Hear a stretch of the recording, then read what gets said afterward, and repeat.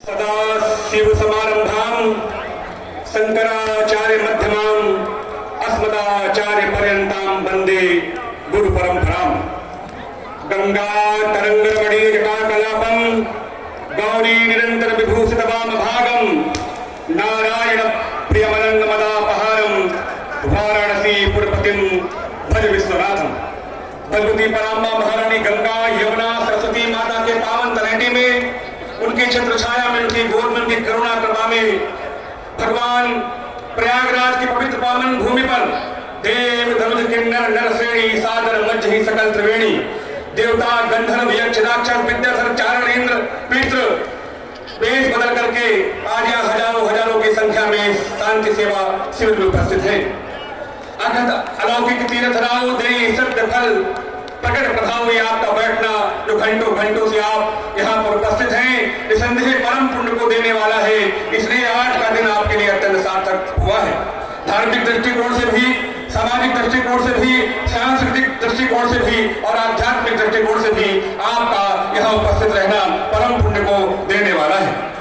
सम्माननीय देवकीनंदन ठाकुर जी महाराज क्या अमेरिका से लेके कनाडा से लेके इंग्लैंड से लेके भारत की भूमि और भारत की भूमि में लगभग केंद्र शासित और स्वतंत्र राज्य पूरे भारत में घूम कर सनातनी बोर्ड की स्थापना के लिए भारी जन समर्थन जुटा रहे हैं। और उनके साथ में जो धर्माचार्य विभिन्न धार्मिक अनुष्ठान व्यस्त रहने के कारण समयाभाव जिनके पास रहता है, एक भी साधु को बुलाओ तो पसीने छूट जाते हैं। और हजारों की संख्या में पूज्य चारों शंकराचार्यों को और चारों वैष्णवाचार्यों को और जाने कितने महामंडलेश्वरों को, मंडलेश्वरों को, आचार्यों को, महंतों को एक मंच में उपस्थित करने का काम किसने किया है तो देवकीनंदन ठाकुर जी महाराज के श्रम से हुआ है, उनके संकल्प से हुआ है।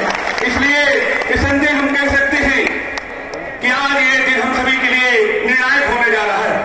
भारत के गृह मंत्री भी यहाँ उपस्थित है, उनके कान तक आवाज जा चुकी है, क्योंकि वो लोग जिनको दिशा देते हैं वो लोग आज मंच में उपस्थित है, जिनके दिशा निर्देश में, जिनकी आध्यात्मिक छत्र छाया वो स्वयं प्राप्त करने के लिए ललायित रहते हैं, वो पूरे चरण यहाँ पर आज उपस्थित है।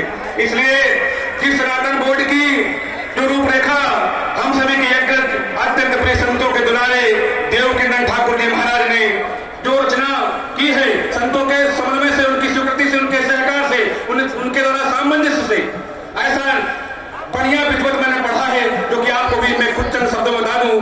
सनातन हिंदू बोर्ड अधिनियम का प्रस्ताव सनातन धर्म संसद 27 जनवरी 2025 महाकुंभ प्रयागराज।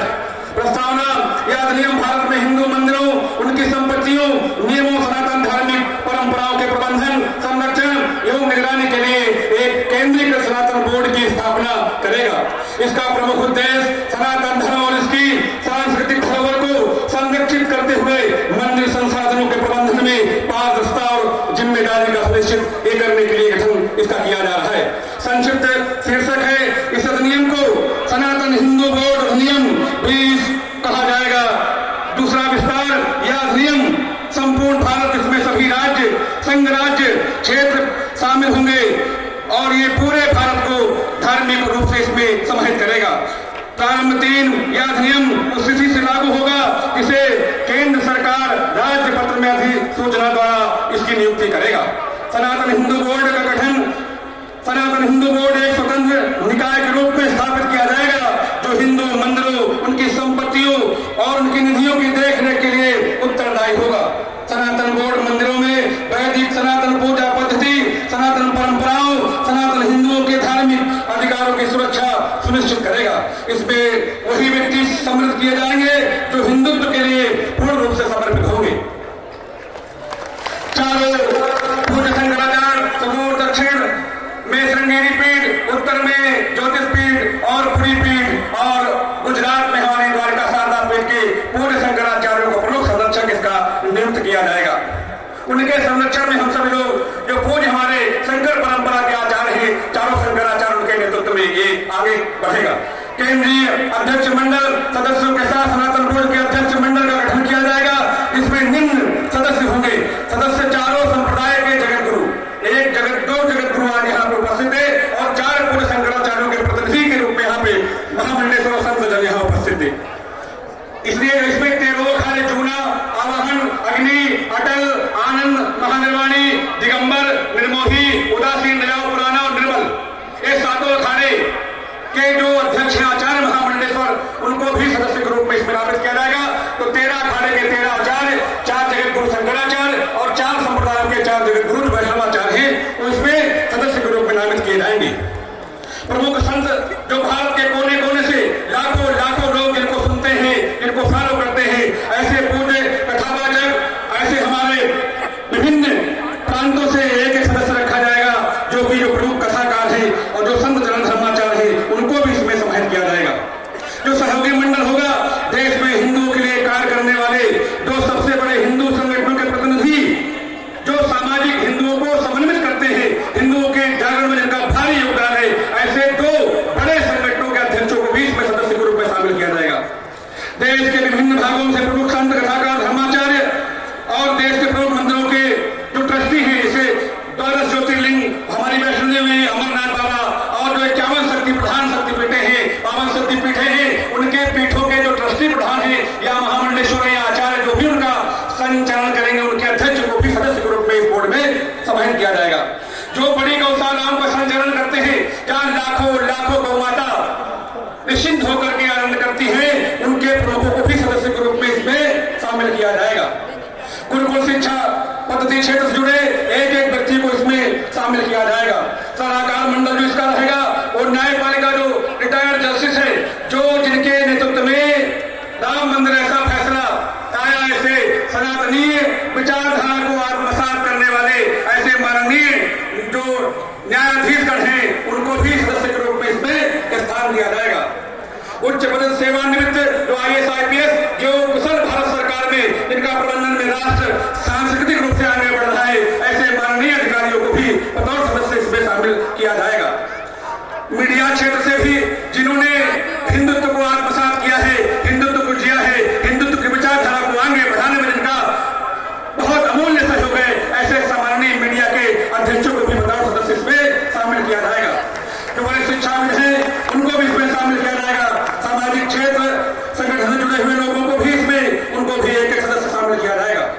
इसके अतिरिक्त अध्यक्ष मंडल द्वारा आवश्यकता अनुसार केंद्रीय स्तर पर अन्य सदस्य भी जोड़े अथवा घटाए जा सकते हैं। ये तय करेगा पूरे शंकराचार्य बैठ के तय करेंगे कि किसको आगे इसमें और दायित्व बढ़ाया जाए और किसको सेवा निवृत्ति दी जाए। इसलिए जो धार्मिक मर्यादा में रहेगा, क्योंकि कई बार हम लोग भी बहुत, जैसे हमारे यहाँ कभी किसी को बना दिया गया, हम नाम नहीं होगा उसका, ये ठीक नहीं हुआ है, तो विचार होगा कि किसको बनाया जाए, महामंडलेश्वर किसको नहीं बनाया जाए, ये ठीक नहीं हो रहा है जो हो रहा है इस समय। संरक्षक मंडल की सहमति से अध्यक्ष मंडल देश के विभिन्न राज्यों में सनातन बोर्ड की राज्य स्तरीय समिति का गठन होगा, जिसका कार्य सनातन बोर्ड के उद्देश्यों को पूर्ण करना होगा। मंदिर निधि और संपत्ति, ये बड़ी बात है, इसको अगर हम लोग समेट लेंगे तो सब हम जंग जीत जाएंगे। सनातन बोर्ड के अंतर्गत एक विशेष समिति का गठन किया जाएगा, जो मंदिरों की निधियों का उसका प्रबंधन, आवंटन और वितरण का कार्य करेगी। इसमें बहुत ज्यादा हम लोग सावधानी बरतेंगे, निसंदेह हमारी हजारों साल की यात्रा आगे हम बढ़ा पाएंगे। मंदिर निधियों का प्रबंधन कैसे होगा? केंद्रीकृत निधि प्रबंधन, सभी मंदिरों के निधियों का प्रबंधन केंद्रीकृत रूप में बोर्ड द्वारा एक इसको खाते के माध्यम से किया जाएगा, बहुत पारदर्शी तरीके से।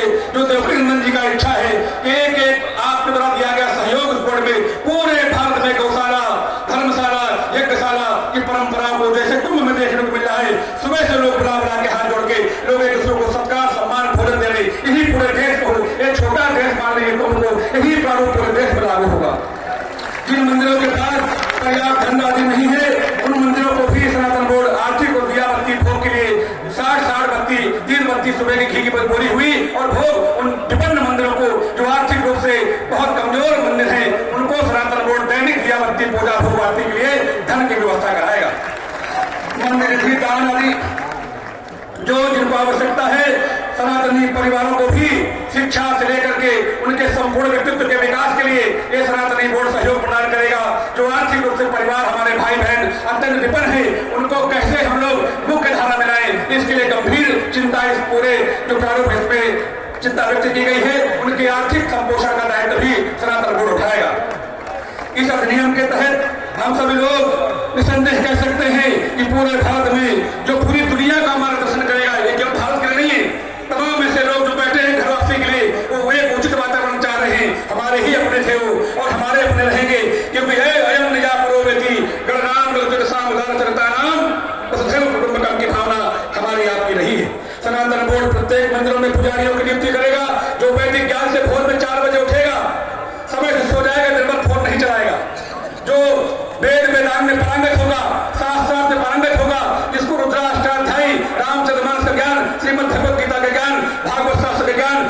स्मृति पुराणों का ज्ञान होगा, ऐसे आचार्यों को ही मंदिर में पुजारी के रूप में नियुक्ति दी जाएगी। सनातन बोर्ड सभी मंदिर संपत्तियों उनके आधिकारिक पंजीकृत रजिस्ट्रार रखैया नियमों के लिए भी अपनी नियमित प्रक्रिया इसमें दे रहा है। संपत्ति का गैर हस्तांतरण बोर्ड की अनुमति के बिना मंदिर संपत्तियों को बेचा, पट्टे पर दिया या अथवा हस्तांतरित किसी भी स्थिति में नहीं किया जाएगा। यदि पर्याप्त साक्ष्य या ऐतिहासिक आधार हो तो बोर्ड किसी संपत्ति को मंदिर संपत्ति घोषित कर सकता है। भले किसी को अगर वो उसके 50-100 साल पुराने अगर कोई साक्ष्य है तो उस बोर्ड से ही जोड़ के उसका संचालन किया जाएगा। इस अधिनियम के तहत सनातन बोर्ड न्यायपालिका का गठन किया जाएगा। इसमें शंकराचार्य एवं केंद्रीय बोर्ड समिति के नामित जो वरिष्ठतम सदस्य हैं वही हुई न्यायाधीश होंगे। माने हम लोग दूसरी किसी न्यायालय में नहीं जाएंगे, जो हमारे अपने न्यायाधीश होंगे, हम हमारा मुकदमा, हम हमारा फैसला उनके पास जाएंगे, वही पंजीकृत किया जाएगा, उनका सनातनी परंपरा से विस्तारण किया जाएगा। ये बहुत अच्छी परंपरा उनका शुरुआत पूज्य महाराज ने किया है। हमको लगता है कि जब बनाया गया होगा तो दुनिया भर के लोग इसमें बैठे हुए तभी बन पाया है। इतना छोटा मोटा काम नहीं है। वक्फ बोर्ड द्वारा जबरन कब्जा की गई भूमियों की उनको मुक्त कराया जाएगा और संवैधानिक अधिकारों संपत्ति के लिए सनातन बोर्ड न्यायपालिका द्वारा सभी स्तर पर प्रभावी प्रयास किए जाएंगे। सनातन विरोधी चलचित्र आज आप देख रहे पूरा कुंभ नचनियों कमनियों को उसमें भर गया है। ये बेहद शर्म का विषय हम सब लोगों के लिए, जहाँ बड़ी बड़ी कथाएं, बड़े बड़े त्याग वैराग्य ज्ञान भक्ति योग साधना वेदांत की बातें हो रही, वहाँ नचनियों की फोटो लगाई जा रही। ये बहुत ही खराब हो रहा है। इसको भी नियंत्रित करने के लिए इस सनातन बोर्ड काम आएगा। इसलिए जैसे आपने देखा कि जिस तरीके से मंदिरों में प्रधानियों ने हमको मांस और उसका तेल मछली का भून के लड्डू खिला दिया और हम पलटी भी नहीं कर पाए, क्योंकि 15 दिन बाद पता चला। अगर तुरंत पता चल जाता तो मुंह में हाथ डाल के लोग पलटी कर देते, मगर 15 दिन बाद दुर्भाग्य से जानकारी हुई तो अब भगवान के नाम से ही उसको हम पवित्र किए। उसके लिए भी ये बोर्ड गठित करेगा। सनातनी लोग मंदिरों में सेवा दे पाएंगे। हमारी आस्था, हमारी संस्कृति, हमारा आर्थ भाव हम उसको संरक्षित रख पाएंगे। ये जब भी संभव है जब हम सनातन बोर्ड का गठन कर पाएंगे। तब सुरक्षा के उपाय क्या होंगे? मंदिरों की धनराशि को बोर्ड द्वारा नियंत्रित इसको खाते में जमा किया जाएगा। मंदिरों के दान निधि एवं सुरक्षा हेतु सभी मंदिरों में सीसीटीवी कैमरे लगाए जाएंगे। अर्थात जो पारदर्शिता है उसकी 100% गारंटी सनातन बोर्ड तय कर रहा है। सनातन बोर्ड प्रत्येक माह में एक बैठक करेगा ताकि मंदिर प्रबंधन धार्मिक विषयों जो समस्याओं का समीक्षा समय पर कर सके, उसका निस्तारण कर सके। ये भी बहुत बड़ी चुनौती होगी, क्योंकि बहुत व्यापक इसमें जो संविधान की रचना देवकीनंदन ने की है, संदेह हम सभी लोगों को पढ़ने से ही गर्व महसूस हो रहा है। मंदिर प्रवेश और प्रसाद वितरण, मंदिर प्रवेश नियमों प्रसाद प्रबंधन की देखरेख बोर्ड द्वारा की जाएगी, जिसमें तिरुपति बालाजी मंदिर प्रसाद जैसी घटना दोबारा इसकी घटना की पुनरावृत्ति न हो सके, इसके लिए सनातन बोर्ड पूरी तरीके से इसमें उनके प्लान है, पूरी योजना इसमें तैयार की गई है। सभी बोर्ड प्रत्येक मंदिर में अनुपालन की नियुक्ति करेगा ताकि इस अधिनियम और बोर्ड के निर्देशों का पालन सुनिश्चित किया जा सके। मंदिर प्रशासन केवल हिंदू धर्मावलंबियों को ही कार्य करने की अनुमति होगी। बिल्कुल सही बात है। जिनको हमारा ज्ञान नहीं है, श्रुति स्मृति पुराण वेद शास्त्र, वो हमारा संचालन करेंगे, ये कभी संभव नहीं है। इसका भी महाराज ने पूरा इसमें ध्यान रखा है। मंदिरों के प्रशासन को केंद्रीकृत कराते हुए सभी राज्य विधान समाप्त किए जाएंगे। जो भी ऐसे विधान हैं जो हम लोगों को मान्य नहीं है, वो सब समाप्त किए जाएंगे। नए सिरे से पूरे भारत देश का और पूरे दुनिया के हिंदुओं का जो भी सनातन धर्मावलंबी है, हम हमारे सिख भाई, ये भी हमारे अपने अंग हैं, इनके बगैर हम अधूरे हैं। ऐसे सनातन में सिख बौद्ध जैन ये हमारे अभिन्न अंग हैं, इनको भी इसमें हम लोग समाहित किए हुए हैं। इनके भी मान सम्मान का पूरा हम लोग इसमें ध्यान रखा जाएगा। मंदिरों के प्रशासन की जो हम लोग चाहते हैं, मंदिरों का परस्पर जोड़ना, ये बहुत बड़ी बात है, क्योंकि हमारे बगल में किसका मंदिर है ये हमें जानकारी नहीं। प्रधानियों के कितने मस्जिद है उनको पता है, कितने चर्च से उनको पता है। हमारे मंदिर प्रयागराज जिले में कितने मंदिर हैं हमको पता नहीं। इतने हजारों शिविर लगे हैं, अगर जिनकी फोटो न छपी हो, ये तो प्रचारक प्रसारक देवकीनंदन जी का 37 शिविर हम लोग चले, मगर ऐसे भी हजारों शिविर और भी हैं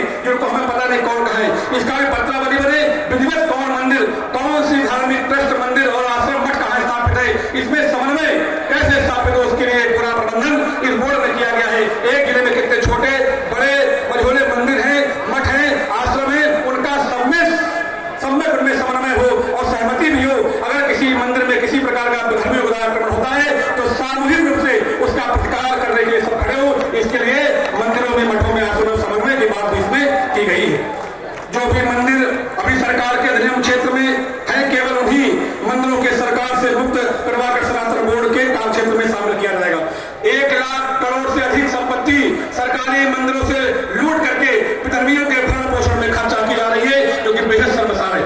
वही धन आपका है, आपने अपने बच्चों को चौकोर टॉफी नहीं दी, आपने सरकारी मंदिरों को दान दिया, वो मंदिर लूट करके बाद में धर्मियों को वहां की हज की यात्राएं कराई जाती है। ये ठीक नहीं है। आपका दिया गया पैसा आपके संपूर्ण व्यक्तित्व के उन्नयन में, उत्कर्ष में, उत्थान में खर्चा होना चाहिए। आपके समूल विकास में, आपकी बहन बेटियों की शादी में, बच्चों की शिक्षा में वो मंदिर आप जो चढ़ाएंगे आपके खर्चा में आएगा, आपके विकास में होगा। ऐसा महाराज श्री ने इसमें प्रावधान दिया है। जो भी मंदिर या धार्मिक संस्थाएं व्यक्तिगत संचालित हैं, उन्हें सरकार के अधीन नहीं हो। सनातन बोर्ड के नियम या जो प्रतिबंध लागू होंगे जब तक कि मंदिर गौशाला या संस्था अपनी स्वेच्छा से सनातन बोर्ड के अधीन होने के लिए आवेदन न करें। माने हम चाहे तमाशा चलाते हैं, हमने भाई सनातन बोर्ड को महाराज को आग्रह किया कि मैं भी आपका मेंबर बनना चाहता हूँ, तो आप बड़े सम्मान पूर्वक हमको सदस्य बनाएंगे। ये भी प्रावधान है कि लाखों मंदिर से जुड़ करके अपने धार्मिक आध्यात्मिक गतिविधियों को चला पाएंगे। ये भी प्रावधान इसमें दिया गया है। यह प्रस्ताव आज 27 जनवरी 2025 को शांति सेवा शिविर श्री देववृंदन ठाकुर जी महाराज की कथा पांडाल महाकुंभ क्षेत्र प्रयागराज जी में आयोजित किया गया है। सनातन धर्म संसद के पूज्य संत धर्माचार्यों सनातनियों के मध्य पारित किया जा रहा। सब लोग ताली बजाइए कि लगभग पारित हो गया है।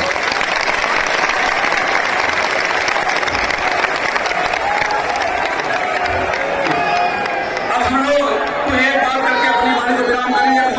पूरे भारत के कोने कोने से संत महात्मा साधु महामंडलेश्वर आचार्य जगत गुरु इसमें उपस्थित हैं। इसलिए आज हम व्यक्तिगत रूप से कहना चाहूंगा कि जब हमारे पूज्य देववृंद ठाकुर जी महाराज